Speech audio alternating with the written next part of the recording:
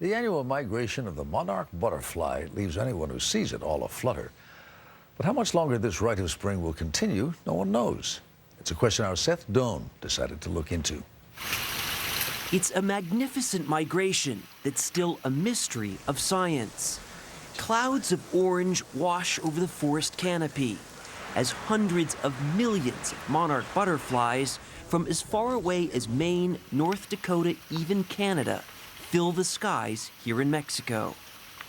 Each weighs just 1/5 of a penny, but so many flapping wings sound like falling rain. You've been out here countless times. Does it still have an impact? Absolutely. I stood in this forest the other day filming, and I started to cry while I was filming, and that's after 23 years of coming and watching it. Veteran conservationist Bill Toone was part of the team that saved the California condor. Now he's turned his attention here to a site that's both awesome and troubling. These butterflies are our canary in this coal mine. There are an estimated 250 million monarch butterflies that winter in this preserve. That sounds like a lot. It certainly looks like a lot. But imagine 15 years ago, there were nearly 1 billion. Because these giant fir trees, which act as a sort of winter blanket for the monarchs, are being chopped down. The butterflies cling to these oyamel firs for warmth. Without them, millions can freeze to death. This year, bad weather killed more than half of the butterflies here and drove the living deeper into the dwindling forest. The Mexican government set aside about 140,000 acres as a protected zone for the monarch butterflies. Still inside this zone every year, more than 100,000 trees are cut down. Mexico lost nearly 7% of its forests between 1990 and 2005. That's an area twice the size of New Jersey. How bad is the illegal logging around here? There is a lot of it. It cannot be controlled, Marino Chavez tells me.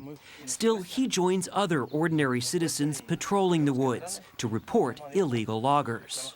When you're out trying to protect these forests, are you thinking about these guys, the younger generation? Yes, he says, if I didn't help protect the forest today, they'll have nothing tomorrow.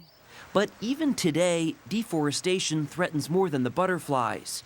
It destroys watersheds, which can contribute to deadly mudslides. This one, just 5 miles from the butterfly zone, killed 17 people back in February. The best theories we have say that the decline in the monarch butterfly populations are associated with forest loss and forest damage. And a good part of that forest damage comes from people just cooking their meals or trying to keep their families warm. The average family in this part of Mexico consumes the wood of 40 trees a year. So Bill Toone's group, ECOLIFE, is building and donating these fuel-efficient stoves, which they say can cut consumption more than 60% to just 14 trees a year. Hola, Estela. ¿Cómo estás? Toone and his colleague, Christine Anderson, check to see how folks like Elvira Delarde are using their new stoves. With up to 17 mouths to feed at home, Delarde's priority is not protecting the monarchs. The wood we collect will last longer, she tells me. Now that this family is using this fuel-efficient stove, they say this is enough fuel to last them for 2 years. Before, it would have only been enough for 6 months. Though the plaque reads friend of the monarchs, ECOLIFE now stresses the stove's practicality and the health benefits to piping pollutants out. The roof you see in here is a really great example of what her lungs look like after spending a lifetime of cooking. It's the equivalent of 5 packages of cigarettes a day. ECOLIFE is also pledged to plant 1 million new trees over the next 3 years. And just last month, California's EPA announced a woodland restoration partnership with its Mexican counterpart. Ricardo Martinez is a deputy secretary at the California EPA. The monarchs are internationally important between Canada, the United States, and Mexico. It's something that we have to work together to protect. After all, the migration spans all 3 countries. The monarch has the most fantastic migration of any insect in the world. The butterflies that fly here have never been here before. Lincoln Brower, the world's leading monarch expert, says this magnificent migration is worth saving. How would the world be different without this phenomenal migration? Well, my answer to that is, what good is the Mona Lisa?